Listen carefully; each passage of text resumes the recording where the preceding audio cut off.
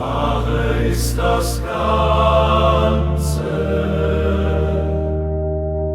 das Ganze wird erfahren.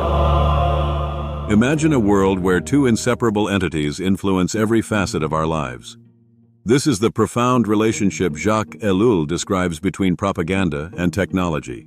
Many view propaganda simply as a manipulation tool used by those in power. However, Ellul presents it as a necessary organ of a larger, all-encompassing rationality he terms technique. He compares propaganda to Siamese twins, suggesting they cannot exist independently. Remove one, and the other cannot survive. According to Ellul, propaganda is not merely an accessory, but a foundational element of modern technical society. Ellul argues that propaganda is a prerequisite for technological progress. It generates consent for the massive sacrifices required for these advancements. Without it, social consent falters, and technical development becomes impossible. This inversion of our assumptions reveals propaganda's primary role in shaping the technological landscape. Modern propaganda relies on three key dimensions. First, mass media has dramatically expanded its reach, allowing messages to spread continuously and universally. Second, propaganda relies on a scientific basis rooted in social psychology, making it a refined technique designed to move mass populations.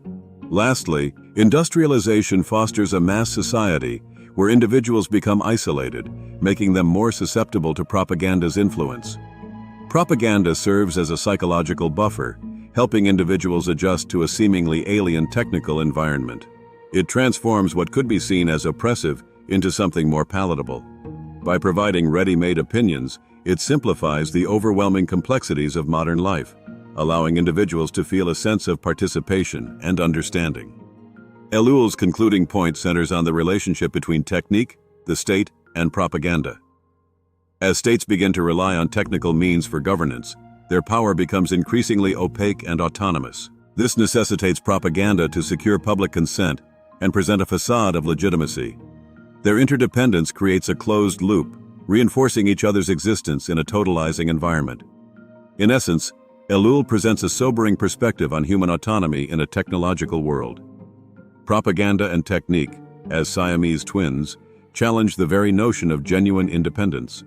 To confront one requires confronting the other, revealing a complex relationship that pervades our society.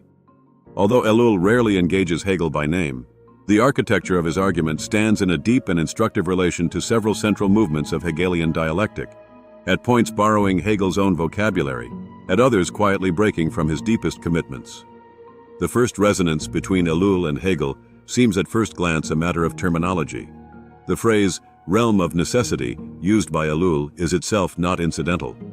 It belongs to a lineage running through Hegel's distinction between necessity and freedom, and into Marx's later contrast between a Reich der Notwendigkeit and a Reich der Freiheit, the realm in which life is governed by external compulsion and the realm in which spirit, or labor, becomes genuinely self-determining. When Ellul describes technique, the state, and propaganda as together constituting a realm of necessity, he is implicitly invoking this dialectical opposition, but he refuses its resolution. For Hegel and for Marx after him, the realm of necessity is a stage to be worked through and ultimately superseded by freedom. For Ellul, it shows no such exit. The technological society does not progress toward a realm of freedom. It consolidates and perfects the realm of necessity, with propaganda as the means by which necessity is made to feel like freedom without ceasing to be necessity. A second resonance lies in Hegel's account of objective spirit, the customs, laws, and institutions in which spirit, having externalized itself in the world, comes to stand over against the individual as something alien, even as it remains, properly understood, spirit's own product. Hegel's account of ethical life, Sittlichkeit, culminates in the individual's coming to recognize themselves in these objective structures, achieving what he calls being at home with oneself in otherness, basic Selbstsein im Andersein. Technique, on Ellul's account, looks like a degraded modern descendant of objective spirit, an autonomous order that individuals did not consciously choose, but now inhabit as a kind of second nature. Propaganda's task, on this reading, is to manufacture the feeling of that Hegelian reconciliation, the sense of being at home in the technical world, without the individual ever having undertaken the free, rational labor of self-recognition that would, for Hegel, actually have earned it. Propaganda offers reconciliation's appearance while withholding its substance. This connects to a third and perhaps closer parallel, Hegel's cunning of reason, List der Vernunft, by which world historical individuals pursue their own particular passions and convictions while unknowingly serving an end, the self-realization of reason in history that exceeds and is hidden from their own awareness. Ellul's propagandized subject occupies a strikingly similar position. He acts from what feels like personal conviction, free choice, even moral seriousness, while in fact serving the self-perpetuating logic of technical efficiency. The crucial difference is that Hegel's cunning of reason is ultimately self-justifying. It is reason using unreason as the very material of its own advance toward freedom, whereas Ellul's technique has no comparable telos. The cunning of technique serves only its own expansion. There is no reason waiting at the end of the process to redeem the detour. The most exact structural echo, however, is with the dialectic Hegel develops under the heading, the law of the heart and the frenzy of self-conceit. There, an individual consciousness, dissatisfied with the existing order, posits its own inner conviction, the heart's law, as what ought to be universally actual. But the moment this law is actualized in the world, it collides with an order that already has its own actuality, itself the sedimented result of other heart's laws having likewise been externalized. The individual's law, in becoming actual, suffers exactly the fate it set out to overcome. It hardens into something alien, impersonal, and binding, a necessity that no longer recognizes itself as anyone's heart. Hegel calls this the perversion, Verkehrung, of the heart's law into its own opposite, and insists that this inversion is not an accident or a moral failure, but a necessary consequence of actualization itself.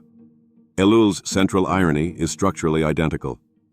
The individual believes they are freely actualizing their own desire, choosing convenience, progress, security.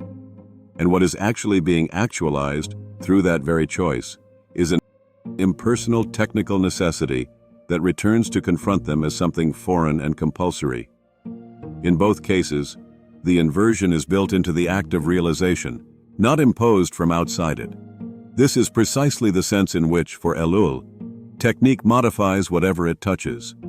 Yet the disanalogy is as important as the resemblance. For Hegel, the inversion of the heart's law is a necessary stage, one that consciousness suffers through and ultimately sublates, aufhebt, on its way toward ethical life and eventually absolute knowing. Alienation is real, but it is not final. It is the labor by which spirit comes to itself. Ellul's realm of necessity carries no comparable promissory structure. Nothing in his account guarantees that the contradiction between subjective conviction and objective technical necessity will be lifted into a higher reconciliation. Technique's logic is not dialectically self-overcoming toward freedom, but self-reinforcing toward ever greater totalization. Ellul might thus be read as retaining Hegel's diagnostic apparatus, alienation, objectification, the inversion of intention into its opposite, while discarding Hegel's teleological confidence that history's negativity is ultimately the work of freedom recognizing itself. Where Hegel finds in alienation the necessary detour of spirit's coming to itself, Ellul finds a closed circuit in which human resistance remains, at best, a bare possibility rather than a dialectical necessity. In Bruchstücken in Geschichten, in unserer wechselnden Zeit. Das Sein ist das Wohl.